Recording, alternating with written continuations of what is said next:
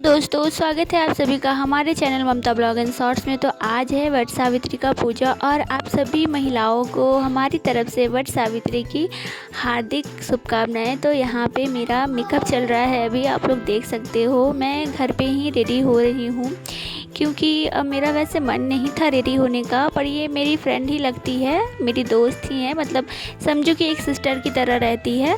तो ये हमारी पड़ोसी है, तो इन्होंने मेकअप का कोर्स कर रखा और बहुत ही अच्छा मेकअप लगाती भी है ये। तो अगर आप लोग बोलोगे तो मैं इनका इंस्टाग्राम का आईडी लिंक में दे दूँगी, आप लोग इनसे जा कर के वहाँ कांटेक्ट कर सकते हो। ये घर पर भी जा कर के मेकअप करती है और बहुत अच्छा मेकअप करती है। तो फाइनली यहाँ पे इतने सारे मेकअप किट के साथ हमारा मेकअप जो है वो हो रहा है। वैसे मैं वट सावित्री पूजा में फ़र्स्ट टाइम मेकअप करवा रही हूँ, वो भी मेकअप आर्टिस्ट से। तो यहाँ पे हमारा मेकअप हो चुका है डन। तो आप लोग कमेंट करके बताना कि मेरा मेकअप आप लोगों को कैसा लगा। वैसे नो मेकअप लुक है, मतलब कि बहुत ही सिंपल मेकअप मैं करवाई थी और मैं मेकअप करवा के आ गई हूँ डायरेक्ट किचन में, क्योंकि मुझे कुछ प्रसाद बनाना था।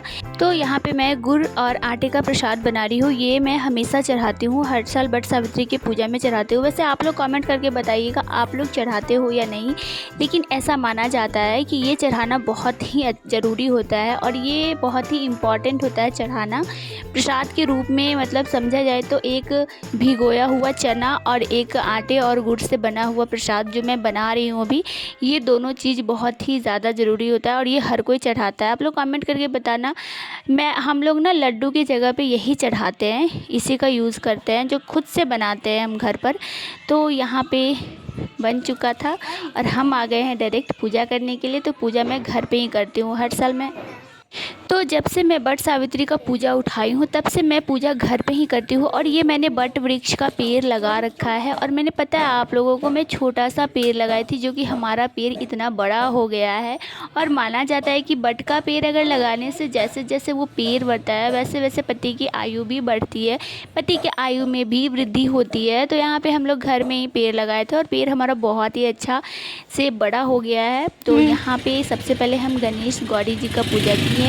पूजा करने के बाद दीप जलाए, दीप जलाने के बाद यहाँ पे मैंने अर्पण बनाया था, जो कि अर्पण के लिए हम लिए थे आटा और हल्दी, दोनों को मिक्स करके अर्पण बनाए थे। फिर यहाँ पे पांचों इष्ट देवता का पूजा किए। पूजा करने के बाद हम वट वृक्ष का पूजा कर रहे हैं।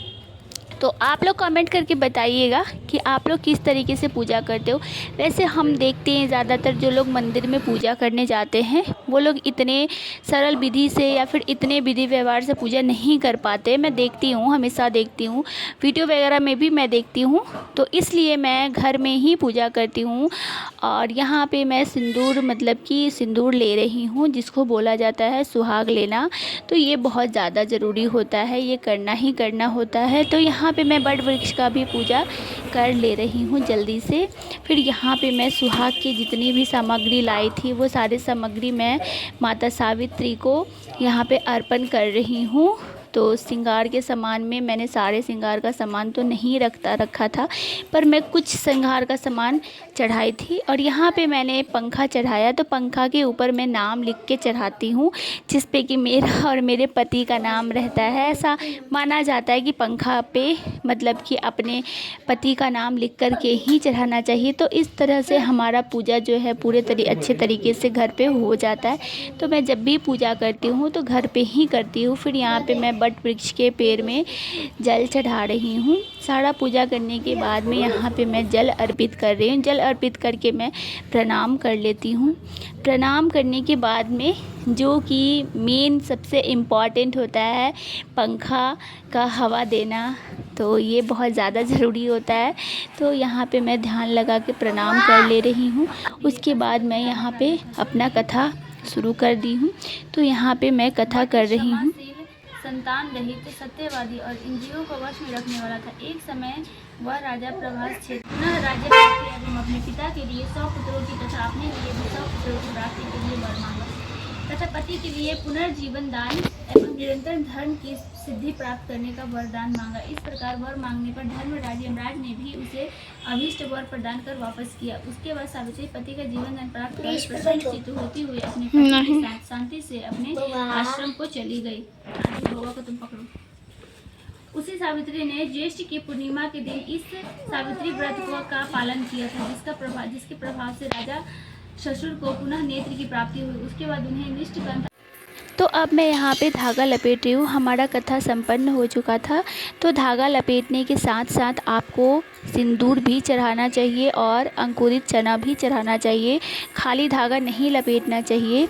तो यहाँ पे मैं जितना फेरा लगा रही हूँ धागा लपेटने के साथ साथ उतनी बार मैं सिंदूर लगा रही हूँ और अंकुरित चना भी चढ़ा रही हूँ। आप चाहो तो 51 बार भी कर सकते हो, 21 बार भी कर सकते हो, और अगर संभव हो तो आप 108 बार भी धागा लपेट सकते हो। जैसी आपकी इच्छा, जैसा आपको मतलब कि जिसमें आपकी सुविधा हो उस तरीके से आप धागा लपेट सकते हो। तो हम यहाँ पर ज़्यादा तो नहीं घूम पाए क्योंकि मेरी बेटी बहुत ज़्यादा रो रही थी और मेरे बच्चे बहुत परेशान कर रहे थे क्योंकि वो काफ़ी देर से भूखी थी और बहुत परेशान कर रही थी। तो मैं यहाँ पे ज़्यादा तो नहीं 51 बार धागा लपेट के और फिर लास्ट में आपको क्षमा मांग लेना है। क्षमा प्रार्थना से होता है कि आपसे जो पूजा के दौरान जो भी गलती या फिर जो भी भूल चूक हुई हो उस भूल को, उस गलती को क्षमा करके हे भगवान हमारी पूजा को स्वीकार करना। तो इस तरीके से यहाँ पे मैं पूरे अच्छे से धागा तो लपेट ले रही हूँ। धूप काफ़ी ज़्यादा था, इस कारण से जो है वीडियो में कुछ दिख नहीं रहा है, बहुत ज़्यादा ब्लर दिख रहा है। और धागा लपेटने के बाद में यहाँ पे आपको 5 बार जो है बट के पेड़ से गले मिलना होता है, ये भी बहुत ज़्यादा ज़रूरी होता है।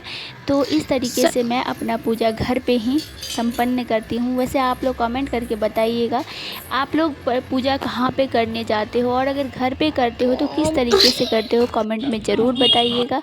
तो मिलते हैं आप लोगों से नेक्स्ट वीडियो में। तब तक के लिए आप लोग इस वाले वीडियो को ढेर सारा प्यार दीजिए, चैनल को सब्सक्राइब कीजिए, लाइक कीजिए और शेयर कीजिए।